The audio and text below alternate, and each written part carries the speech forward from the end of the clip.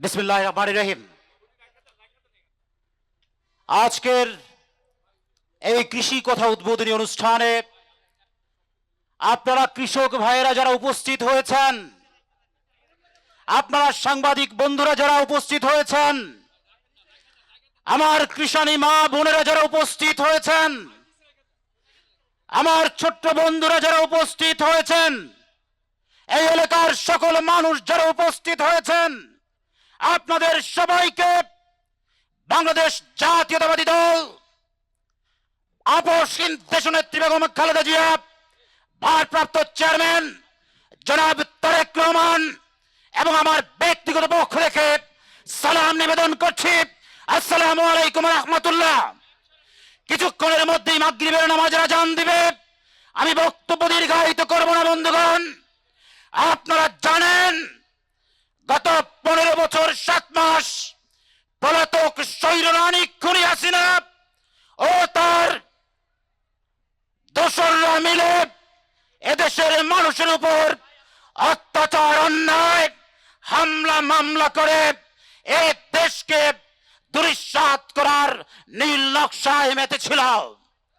গত 5 আগস্ট ছাত্র জনতার আন্দোলনের প্রেক্ষিতে সেই খুনি হাসিনা এদেশ থেকে পালাতে বাধ্য হয়েছে। এই বাংলাদেশকে সুজলা সফলা সুন্দর বাংলাদেশ হিসেবে গড়ে তোলার জন্য দেশনায়ক জনাব তারেক রহমান 31 দফার রূপরেখা দিয়েছেন। সেই 31 দফার রূপরেখার 27তম দফাটি হচ্ছে কৃষি সংস্কার।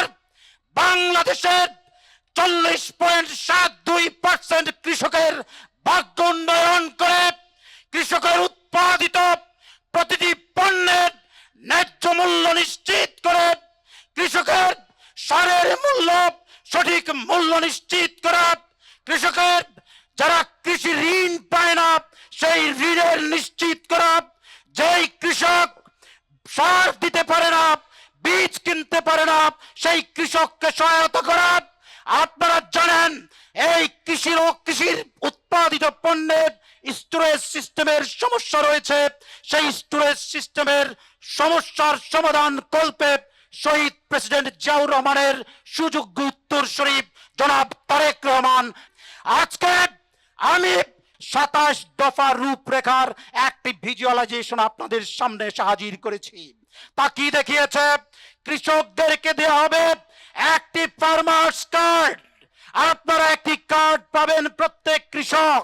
সেই কার্ডের মাধ্যমে কি হবে?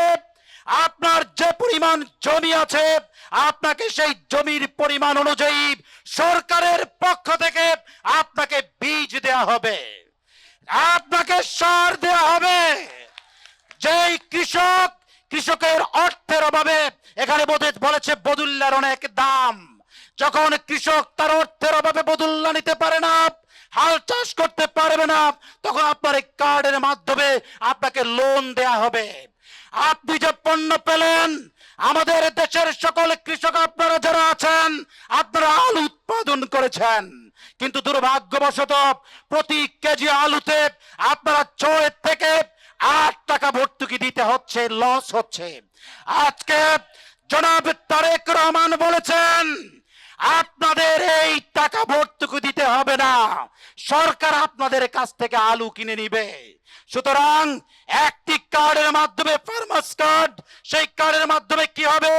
আপনাকে সার দেওয়া হবে, আপনাকে বীজ দেওয়া হবে, আপনাকে লোন দেওয়া হবে এবং আপনাদের উৎপাদিত পণ্য সরকার কিনে নিবে, আপনাদের কোনো লস হবে না।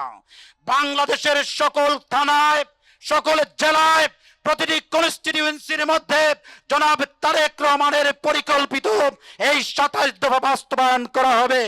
আমি চাই এই কচুয়ার বুকে আমরা প্রথম এই রূপরেখাটি দিয়েছি, আপনাদের সহযোগিতা নিয়ে এই কচুয়ার বুকে আমরা একটি সফল আদর্শ রূপরেখা বাস্তবায়ন করব। ভালো থাকবেন। আবার